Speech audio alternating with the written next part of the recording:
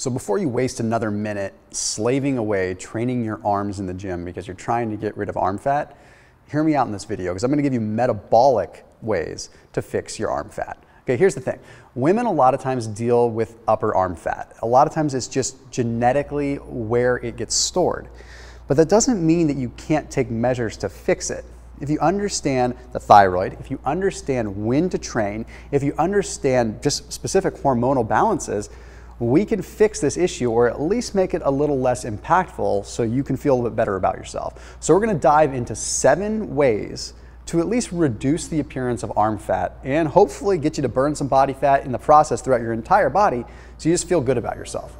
Hey, we have new videos almost every single day these days. It's literally at like 7:30 a.m. Pacific time, almost every day, there's a new piece of content coming out. So please hit that red subscribe button, and then if you don't mind, hit that little bell icon so you can turn on notifications so you get a little push notification whenever we go live. Okay, without further ado, let's go ahead and jump right in. So the first thing I want to talk about is one that's a little obvious and one that I've talked about on my channel before, and that's making sure the cardio that you do is in a fasted state, or any kind of weight training for that matter, do in a fasted state. So I've got 2 really cool studies that I want to reference here. The first one was published in the British Journal of Nutrition. So this study took a look at 12 individuals. These 12 individuals were broken down into 2 groups. Both groups trained at 10 a.m., but one group trained in a fasted state and one group trained in a fed state. So they had a meal before their workout. Okay, they wanted to measure a few things. They wanted to measure lipid levels. They wanted to measure who ate more throughout the course of the day. They wanted to measure all kinds of things. Well, 2 things occurred. They found those that trained in a fasted state ended up munching less throughout the day. Okay, they ended up eating less. But additionally, during the workout, they burned 20% more fat. The group that trained fasted recruited 20% more fat for their workout than those that ate before their workout. Now, this doesn't directly have to do with arm fat, but who doesn't want to lose a little bit of fat overall, right? So that's the point here. The next one was published in the Journal of Applied Physiology, and this one's a little bit more interesting. This one takes a look at intramyocellular lipids. Now, if you've watched my other videos, you know that I've talked about intramyocellular lipids, intramyocellular triglycerides, and I've referenced one study quite a few times, but this is a new study. So this study takes a look at how the muscle was actually recruiting intramyocellular lipids, or using them, turning the fats into that form. Basically what it means is when we work out, we have fat that goes into the muscle, skeletal muscle fat. And it's that fat that ends up getting used for fuel. So essentially what happens is your body will pull fat from another area of your body and it will put it into the muscle of an area that you're actively using so that it can burn it. Now, they found this study is that when they look at 20 individuals and broke them into 2 groups over the course of 6 weeks, the group that trained in a fasted state ended up having a significantly higher level of fat recruited into the muscle than the group that ate. So this was 20 individuals, again, 6 weeks, and they had them just do a 1-hour bike ride. So it was like 70% of their VO2 max. So a pretty good clip, just good rate of cardio. So it was pretty intriguing that they found that both groups had the same amount of performance. They both performed the same, but one group ended up using way more fat. They went from 30% IMTG recruitment all the way up to 60%. So a 30% increase in body fat that was ultimately used for fuel. So basically, fat gets pulled from other areas and gets put into the muscle that's being used, therefore burning that fat.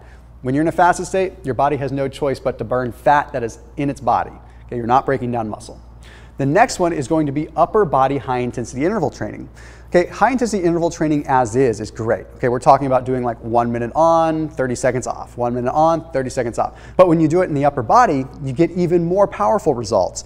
And contrary to what a lot of people will say and what a lot of people like to pick on me about, is you can spot reduce fat in one specific area of your body. It's not this magical thing where you're just going to burn all your fat in one area, but you certainly can improve the efficiency of how your body burns fat in one specific area, especially if you're fasted and especially if you're doing high intensity interval training. So this study was published in the American Journal of Physiology, and it found that body fat was reduced more so in areas adjacent to muscles that were moving when in a fasted state. Okay, so in other words, if you were doing some kind of battle rope movement and moving your arms a lot, there is a good likelihood if you're in a fasted state that you're going to burn the fat from the arms a bit more, simply because there's more of a thermic effect. Okay, those muscles moving are creating heat, and that is burning a little bit of fat. Again, it's not huge. It's not like all the fat's going to come from there, so don't hate on me for this, but it does mean that a little bit more of the fat is going to come from the area that's moving, okay? Then, to make matters even better, there's a study that was published in the Brazilian Journal of Physical Therapy that found upper body movements get the heart rate up quite a bit higher. So you burn more calories moving your upper body because the heart has to work a little bit harder to push through the peripheral resistance of your tightly compacted muscles in your upper body. Also, there's more capillary density, which means when your body is pushing blood, your heart's pushing blood through your upper body, it has to work harder to get that blood to seep into the muscles, whereas in the legs, it's more designed for that already. So the heart just has to work harder. It just literally works harder, gets your heart rate up higher. If you're already in a fasted state and you're doing that, and you're doing high intensity interval training, you're in a great position to have some good spot reduction in your upper arm. Number 3 is going to be a training tip, okay? If you're going to train your arms, train your triceps, and train your triceps with a big movement that goes through a full range of motion. Women, dips are probably one of the best movements you can do, honestly. Okay, the upper arm, 2/3 of it is your tricep. Okay, so we gotta train the triceps. Don't bother training the biceps like a maniac. Everyone wants to have nicely carved out arms, and women, I know you wanna have the perfect, awesome arms, but triceps are what are gonna burn the fat a little bit more and shape your arm. Dips move the arm through a pretty dramatic range of motion. So if we boost our metabolism by increasing the size of that muscle, not only is it going to reduce the appearance of the fat, more than likely it's going to help your overall metabolism of the entire body. Next up, number 4 is going to be estrogen dominance and switching up that whole process. You see, estrogen tends to deposit fat in the hips, in the thighs, in the butt, and in the abdomen.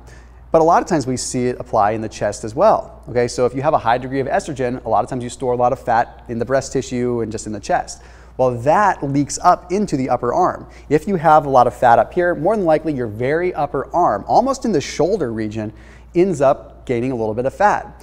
So it's usually an estrogen imbalance that you have to watch out for. So how do you control that? Well, you're going to eat foods that modulate estrogen. Okay, so we're going to be talking about things like broccoli, things like cauliflower, things that are high in what's called indole-3-carbinol, things that are high in diindolylmethane. I can go into a lot of detail of foods that are going to combat estrogen, but most importantly, you're going to want to limit some of the soy. You're going to want to limit the beer if you are drinking the beer.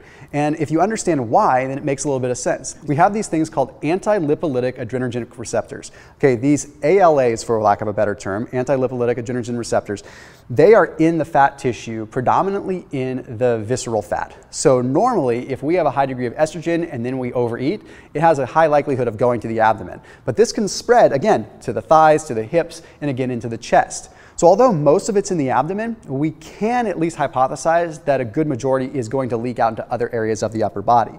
So if we eat foods that don't heighten this sensitivity to the estrogen by already mimicking estrogen, for example, soy is very much like estrogen, beer contains a lot of estrogenic properties that are going to signal this kind of almost feedback system where the body thinks there's estrogen, so it heightens sensitivity to it. So we just have to be careful there. Now, some of the ways that you can combat that is just eating foods that help optimize your hormones in general. And just in case you are curious, I do have a Thrive Market link down below in the description. Thrive Market's made it so that I can create kind of a grocery box. So Thrive Market, in case you don't know, is an online grocery store. So it makes it so you can go online, get your groceries, and have them delivered right to your doorstep. So it's a super cool, convenient thing. But I've worked with them a lot, so I've created different boxes. Like I created a keto box, a fasting box, and I created a thyroid box, a hormone optimization box. So you can check those out down in the description and actually get foods that I would recommend for balancing out your hormones or balancing out your thyroid and stuff like that. So all you have to do after this video is just check out the link that's down in the description to check out Thrive Market. Okay, the next thing I want to talk about is a simple lifestyle tip that you can implement. Close grip push-ups are awesome. They recruit the triceps tremendously, and they recruit a lot of the core that really is going to boost your metabolism quite a bit. So although this is kind of generic, if you do close grip push-ups just for like 5 to 20 reps every hour, just find a place to do them, it makes a big difference because the heart rate has to get up quite a bit just to move blood to the upper body, but it also gets the lymphatic system moving. So all that fat can get mobilized a little bit more, and therefore you can potentially oxidize it and go through lipolysis a bit easier and burn that fat. So it's simple, 5 to 20 close grip push-ups, like diamond push-ups, every hour or so. Just keep it moving in the upper body. People tell you to stand up and walk around, but no one's telling you to drop and give them 5 or 10. Get the upper body moving. Next up is going to be the thyroid. If we can take care of the thyroid, we can reduce fat throughout the entirety of the body. So on the opposite end of the spectrum from estrogen, whereas estrogen tends to allow you to build fat kind of in the core area in the hips and thighs, thyroid issues tend to have you build fat deposits throughout the rest of the body, because thyroid affects every single cell in your body essentially. So you can have a lot more sensitivity to building fat down in your lower extremities or even your upper extremities at the distal end versus the core end. So if you have a thyroid issue, it's a lot easier to kind of build fat down here in the lower part of your arm. So whereas an estrogen issue might build fat up in the upper arm, well, we're looking a little bit more in that lower portion of the upper arm, kind of down by the elbow, which you definitely, if you don't have it, you've probably seen people that do have that. Okay, it's a pretty obvious thing. And that's usually more of a thyroid thing. So how do we control the thyroid? Well, getting iodine in, okay, so good sources of seaweed, good sources of kelp, good sources of selenium. Okay, selenium is required for the activation, for that proper conversion of T4 to T3. We need that. So we ultimately need that iodine to create the T1, the T2, the T3, the T4, all those hormones that ultimately allow us to rev up our thyroid function. The thyroid is responsible for getting our core body temperature up. And if it's not getting up, then we're storing fat all kinds of places. This is very common in women like over age of 35 or so. So take care of your thyroid. And by the way, in my Thrive box, there are some thyroid options as well, and I do have a specific thyroid box as well. Okay, the last tip I'm gonna give you is train your lats. Why? Simply because the lats are a big muscle group and they tie into the tricep. A lot of people miss out on that. Okay, the upper part of your lat, like when you do a lat pull down, ties into your tricep. Okay, so that tricep and the lat come together in a point, kind of behind your rear delt sort of thing, like the back upper part of your arm. So when we can fix this, when we can like train the lats a little bit more, not only do we get more of a metabolic effect because we're training a big muscle, but we can affect some of that tie-in with the tricep. It's a lot easier to get a good look to your tricep by training the upper part of your lat than just to directly train the triceps. So don't neglect the lat pull downs, okay? Those are gonna be a big part for what you do. But also try to get some pull-ups in, even if you have to use them band assisted, like use a band and make it a little bit easier to do a pull-up. It will make your life a little bit better, and it is a little bit of a training tip to at least shortcut your way to slightly better sculpted arms.